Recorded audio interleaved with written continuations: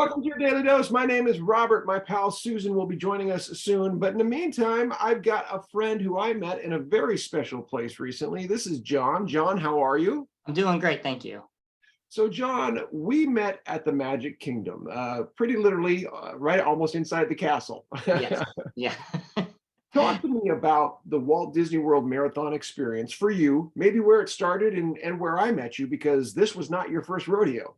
Um, for me, I was diagnosed with Parkinson's 2 years after my first Dopey, and I've been running Dopey ever since.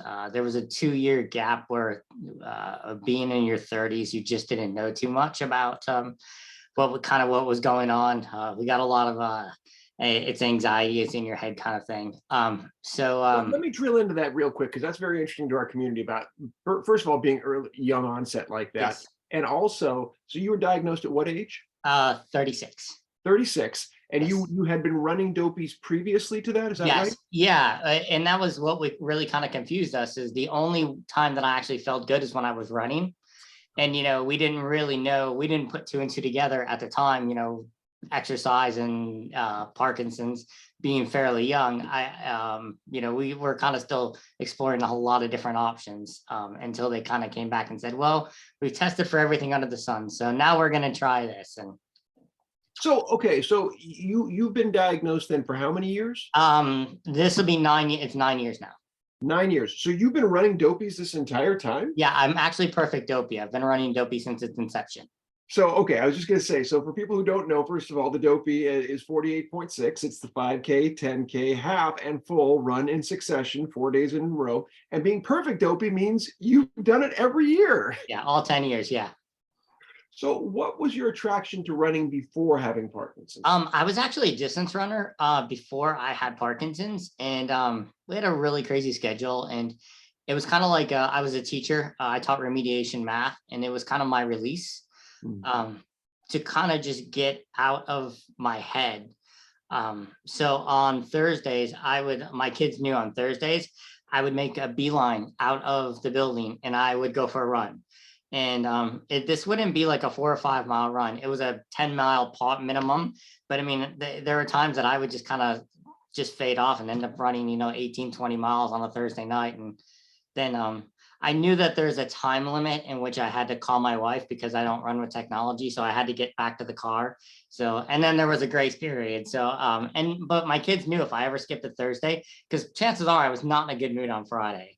So it just became one of those things that I just enjoyed, and it just kind of gave me that freedom to kind of just get out of my head and just kind of relax and enjoy things.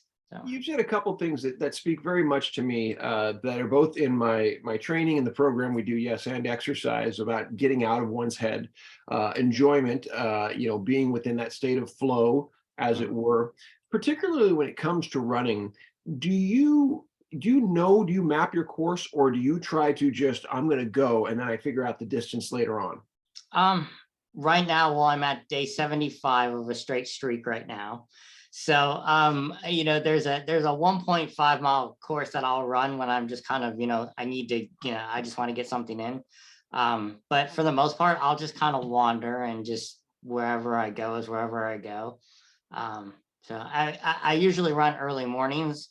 So I have to be kind of careful in Florida where you run, because you can hear the gators talking. So you just got to kind of be careful in some of those areas. So have you experienced the gator on your runs? I've experienced every wild animal you could possibly think of: gators, a bobcat, armadillos, possums, rabbits, snakes, everything. So, well, the first two sounded particularly, I wasn't as worried about the rabbits and possums and things, but actually the possum is very mean.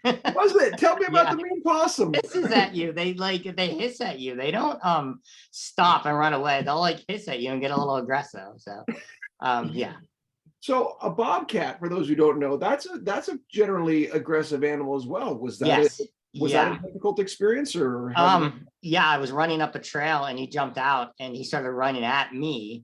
Wow. And I thought, wow, this is kind of it. And so I was like, well, I don't know what to really do. So he kept running at me and I kept running at him. And then about 50 yards, he stopped and he bolted back into the woods at the other side.